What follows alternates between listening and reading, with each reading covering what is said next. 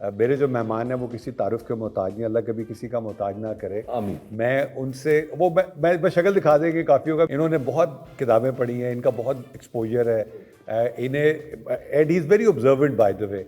तो मेरा अपने छोटे भाई शफात से, सुपर स्टार पाकिस्तान, पहला सवाल ये, साहिर लोधी कहते हैं कि मैं एक ही वक्त में अपने बिस्तर पे 4 किताबें बिखेर के बैठता हूँ, लेटता हूँ, और मैं किसी भी वक्त कोई भी किताब छोड़ के दूसरी किताब उठा लेता हूँ। तो ये इस्तारे में कोई बात थी या बाद में इस्तारा था? बड़ी आपने अच्छी बात की। इसका मसला ये है कि उनके बिस्तर में कोई अनबैलेंसिंग है, वो किताबों से पूरी कर रहे हैं। अब वो जो अनबैलेंसिंग है वो दूसरी तरीके से पूरी की उनकी ज़िंदगी की तो बैलेंसिंग और अनबैलेंसिंग के ऊपर मैं 1 घंटा बोल सकता हूँ, लेकिन वो भी आपकी तरह मेरे भाई हैं। मैंने लड़कपन में असद मजनू पे संग उठाया था कि गीली लकड़ी याद आई। वाह वाह वाह वाह। और आपका पैगाम है, मजनू पे संग उठाया था कि सर याद आया था। वाह वाह वाह। शीशे के बिस्तर पे लेट के दूसरों पे गुलेल से फायर नहीं करते। नहीं। और खास तौर पे अगर शीशे का बिस्तर जो वाटर बेड हो छपड़ वाटर बेड से याद है कि आज छपट शायर की किताबों के बारे में बात कर लेते हैं। आपको भी पढ़ने का बहुत शौक है? थोड़ा बहुत। I am just a student, और कोशिश ये होती है कि ऐसी चीज़ पढ़ूं कि जिससे कुछ सीखने को मिले। नहीं, आपका प्रॉब्लम ये है, आप तो सीख जाते हैं, फिर आप कुछ बूढ़े बुजुर्ग हजरात को चैलेंज कर देते हैं, और आप ऐसी जगहों में जाके उनको चैलेंज करते हैं कि ना जाए रफ्तन ना पाए मानदन। कोई मजा। मैं बताता चलूँ कि शफात और मैं एक कुछ बुजुर्ग हजरात के ग्रुप में जिसमें हुज़ वो पाकिस्तान है, इसका तो आना बनता था।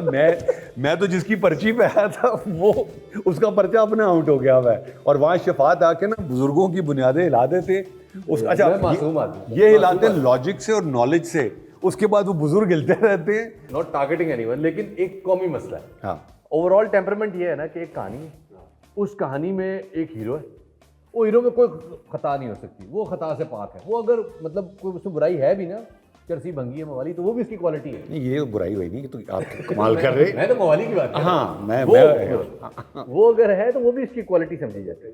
शर्त ये है कि बंदा बाहर का होना चाहिए। इंसान तो वैसे भी गंतली का पुंतला है।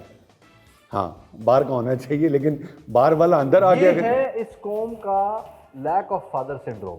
वाह वाह वाह। सर, इस कौम में सबसे बड़ा मसला, हालांकि बाबाए कौम है इस कौम के बाद, उसको भी हमने बाबा नहीं समझा अपना।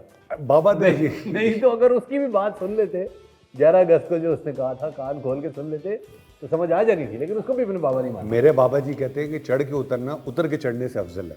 क्या बात। इसी बात में सर वो मुझे शेर याद आया कि भैंस की दुम से ना घबराओ मखे, भैंस की दुम से ना घबराओ मखे, ये तो चलती है तुझे ऊंचा उड़ाने के लिए। अच्छा हुआ इल्हामा इकबाल ऐसे दिन से पहले ही निकल ली।